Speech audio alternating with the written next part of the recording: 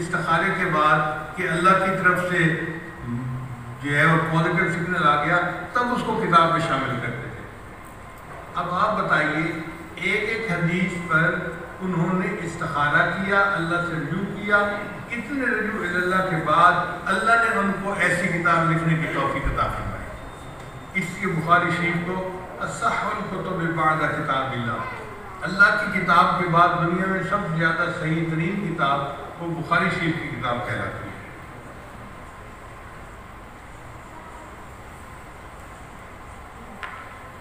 بخاری شریف کی کل احادیث 7275 ہیں امام نبوی رحمۃ اللہ علیہ کے مطابق، اور بغیر مقررات کے 4000 ہیں، جبکہ علامہ ابن حجر رحمۃ اللہ کے نزدیک کل احادیث 7397 ہیں اور بغیر مقررات کے 2761 ہیں۔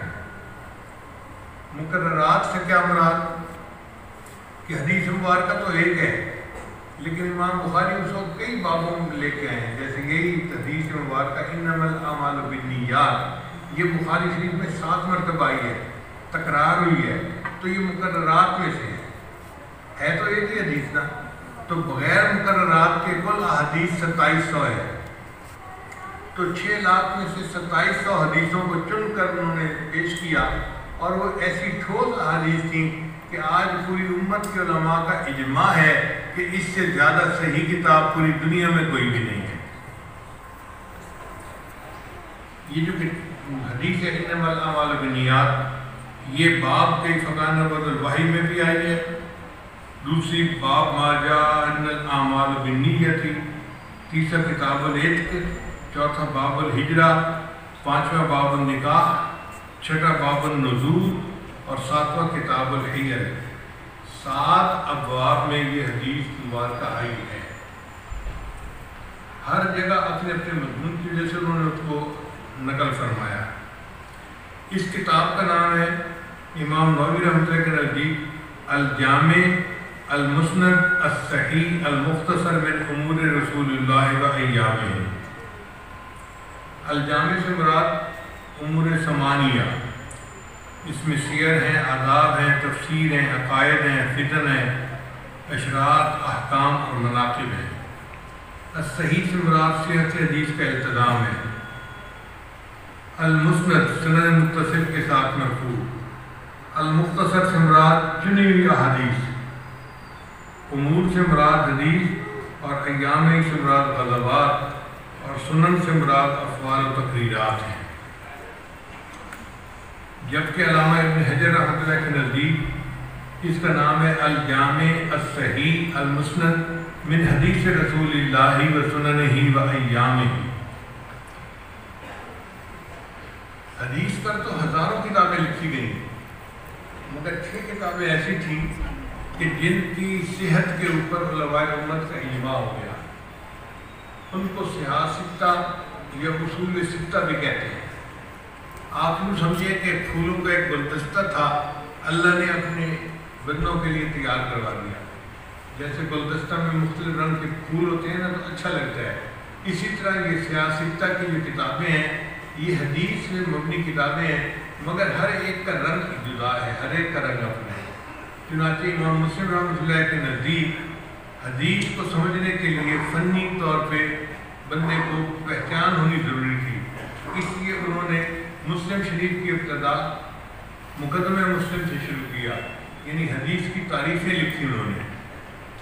مجھے یاد ہے جب میں نے اپنے استاد سے پڑھنی شروع کی تو انہوں نے کہا کہ مقدمہ مسلم آپ نے مجھے زبانی سنانا ہے، تو میں نے پورا مقدمہ مسلم زبانی یاد کر کے ان کو سنایا تھا، تب انہوں نے آگے سبق شروع کروایا۔ ابو داؤد رحمۃ اللہ کے نزدیک حدیث کا مقصد تھا حدیث پر عمل کرنا، اور وہ نبی علیہ السلام کی محبت کے بغیر ممکن نہیں، اس لیے انہوں نے نبی علیہ السلام کی محبت کے باب سے اس کتاب کی اپنی کتاب کا آغاز کیا۔ امام ترمذی اور امام نسائی ان حضرات کا اصل مقصد تھا کہ حدیث پر عمل کیا جائے، چنانچہ انہوں نے کتاب الصلاۃ کتاب الطہارہ سے اپنی کتاب کا آغاز کیا۔ امام بخاری رحمۃ اللہ کا مقصد یہ تھا کہ نبی علیہ السلام کی حدیث وحی کو واضح کرتی ہے لِتُبَيِّنَ لِلنَّاسِ مَا نُزِّلَ إِلَيْهِمْ، لہذا انہوں نے اپنی کتاب کا آغاز باب کیف کان بدء الوحی سے شروع کیا۔ یاد رکھیے کہ علم حاصل کرنے کے 3 طریقے ہیں۔ ایک علم ہوتا ہے جو حواس خمسہ سے ملتا ہے۔ حواس خمسہ 5 حصے اللہ نے ہر بندے کو دیے ہیں: دیکھنا، سننا، سونگنا، چکھنا اور چھونا۔ یہ 5 حصے ہر بندے کو ملتے ہیں، اسی سے ہمیں علم حاصل ہوتا ہے۔ یہ چیز نرم ہے، یہ سخت ہے، یہ گرم ہے، یہ ٹھنڈی ہے، یہ فلاں ہے، یہ فلاں ہے، حصوں سے پتہ چلتا ہے۔ ان حواس سے جو علم حاصل ہوتا ہے وہ پائیدار نہیں ہوتا، اس میں غلطی کا امکان ہوتا ہے۔ آپ دیکھیں ایک بندے کو بخار ہو جائے نا تو اس کو پانی بھی نمکین نظر محسوس ہوتا ہے، یہ نمکین پانی میں نمک نہیں ہوتا لیکن ذائقہ بگڑ جاتا ہے۔ ایک آدمی کو نزلہ زکام ہو جائے تو اس کو تو خوشبو اور بدبو کے فرق کا پتہ ہی نہیں چلتا۔ تو حواس سے جو علم حاصل ہوتا ہے وہ کوئی اعتماد کے قابل نہیں، اس میں غلطی کا امکان ہوتا ہے۔ ایک علم عقل سے حاصل ہوتا ہے، جیسے آئنسٹائن نے تھیوری آف ریلیٹیوٹی کا نظریہ پیش کیا۔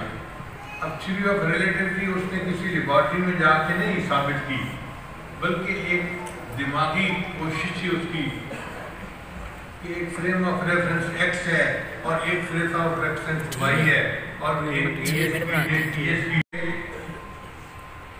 مگر نیت کے ٹھیک ہونے کی وجہ سے وہ بندے کے لیے بخشش کا سبب بن جائے گی۔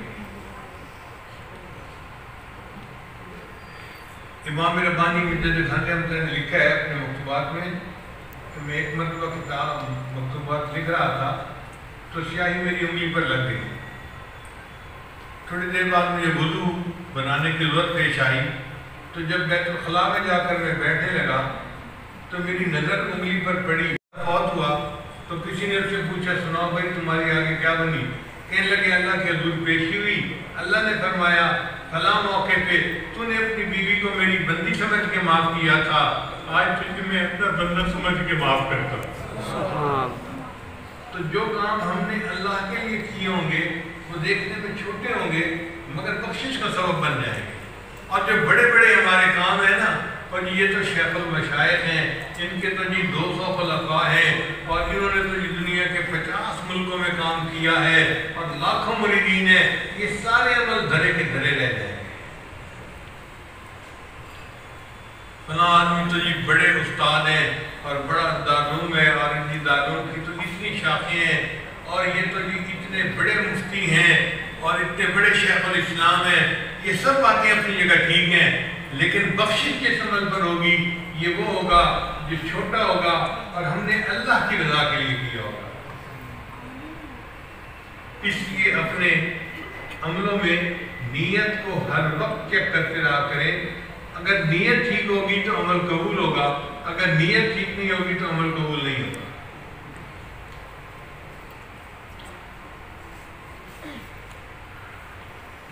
قلی شاہ رحمۃ اللہ علیہ فرماتے ہیں یہ ناتیاں دھوتیاں رب ملدہ کنبیاں مچھیاں، یعنی اگر نہانے دھونے سے رب ملتا تو کچھوے اور مچھلی تو ہر وقت ہی نہاتے رہتے ہیں، ان کو رب مل چکا ہوتا۔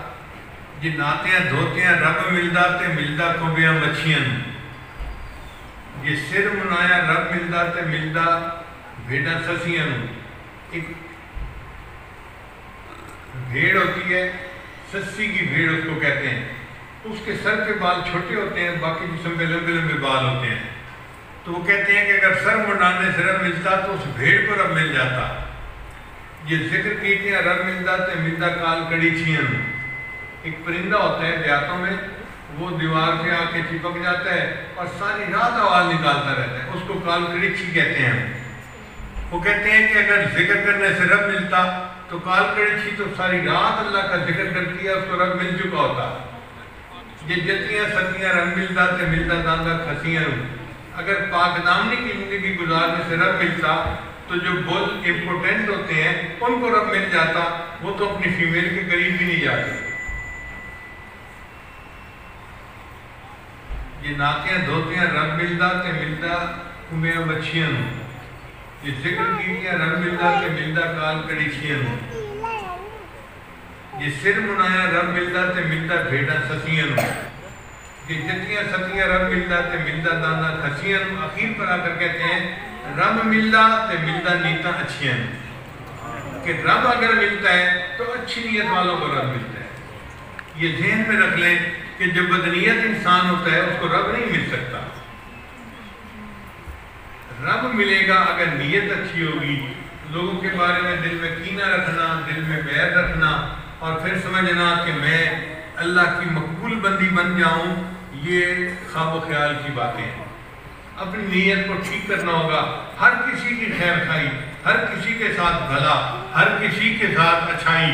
جب دل میں اچھی نیت ہوگی تو انسان اللہ کا اچھا بندہ بن جائے گا۔ انما الاعمال بالنیات، اعمال کا مدار نیتوں کے اوپر ہے۔ اب یہاں پر ایک اشکال پیدا ہوتا ہے کہ جب اعمال کا مدار نیت پر ہے تو انسان ایک گناہ اچھی نیت سے کرے تو کیا وہ گناہ نیکی بن جائے گا؟ مثلا ایک بندہ اس لیے چوری کرتا ہے کہ میں یہ پیسہ غریبوں میں تقسیم کروں گا، تو کیا اس کا وہ پیسہ چوری کرنا جائز ہو جائے گا؟ تو علماء نے اس کا جواب دیا ہے کہ گناہ کا کام تو اللہ کو ناپسندیدہ ہے، اس کو نیکی سمجھ کے کرنا تو دین کو کھیل بنانے والی بات ہوگی اور زیادہ نفرت والی بات ہوگی۔ اصل مقصد یہ ہے کہ جو نیک اعمال ہیں ان کی بھی قبولیت کے لیے نیت کا ٹھیک ہونا ضروری ہے۔ اگر نیک عمل بھی بری نیت سے کیے جائیں گے تو وہ بھی گناہ بن جائیں گے۔ اس کی مثال سن لیجیے، ایک شادی شدہ عورت ہے، اس کے لیے اچھے کپڑے پہننا، خوشبو لگانا عبادت ہے۔ وہ اپنے خاوند کی نیت سے اچھی خوشبو لگائے، اس کو اللہ کی طرف سے ثواب ملے گا، نیک عمل ہے۔ لیکن اگر وہی عورت شادی پہ جانے کی تیاری کر رہی ہے اور خوشبو لگانا چاہتی ہے، اور خوشبو لگاتے ہوئے اس کے ذہن میں یہ بات آ جاتی ہے کہ آج مجلس میں فلاں کزن بھی آیا ہوگا اور میرے اس کزن کو یہ خوشبو زیادہ پسند ہے، لہذا میں یہ خوشبو لگا لیتی ہوں، اب اس خوشبو کا لگانا اس کے لیے گناہ بن جائے گا۔ نیک کام تھا مگر نیت کے بد ہونے کی وجہ سے وہ نیک کام بھی برا بن گیا۔ تو اصل مقصد یہ ہے کہ نیک کام تو تب نیک بنے گا جب اس کی نیت بھی ٹھیک ہوگی۔ اگر نیت میں کمی ہو گئی تو نیکی بھی خراب ہو جائے گی۔ تو ہم اپنے ہر کام میں اپنی نیت کو غور کرتے رہا کریں، پرکھتے رہا کریں کہ ہم کس لیے کر رہے ہیں۔ پہلے وقتوں میں اپنے مشائخ کے پاس رہ کر لوگ 10-10 سال تک نیت کرنا سیکھا کرتے تھے۔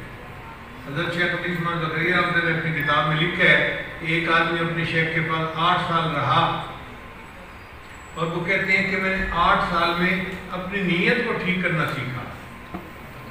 ہم لوگ تو سمجھتے ہیں کہ ہماری نیتیں ٹھیک ہیں، کبھی اس پر محنت ہی نہیں کی، ہمیں تو اس پر محنت کرنے کی ضرورت ہے۔ ایک آدمی نے مکان بنوایا اور اپنے شیخ کو بلوایا دعا کے لیے۔ انہوں نے آ کر مکان دیکھا تو انہوں نے پوچھا بھئی یہ بتاؤ تم نے اپنے کمرے کے اندر کھڑکی روشن دان کیوں رکھا ہوا ہے؟ اس کے کہا جی یہاں سے ہوا اور روشنی آتی ہے۔ انہوں نے کہا اللہ کے بندے تو نیت یہ کرتا کہ اس کھڑکی روشن دان سے اذان کی آواز مجھے آیا کرے گی، باقی روشنی اور ہوا تو آنی تھی، اس کو تو کوئی نہیں روک سکتا۔ تو ہم بھی جو کام کریں اس میں نیت کو ٹھیک کریں تو ہمیں ثواب ملے گا۔ علماء نے لکھا ہے کہ اس امت کو بدنیتی سے اتنا نقصان نہیں پہنچا جتنا بلا نیتی سے پہنچا ہے۔ ہم بہت سارے کام بغیر نیت کے کر لیتے ہیں۔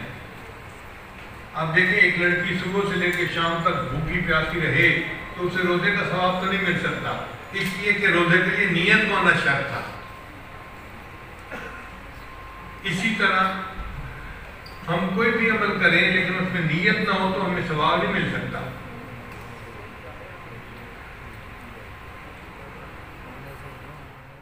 Subscribe to our channel by clicking the subscribe button. Click the bell button and enjoy the latest uploads from our channel.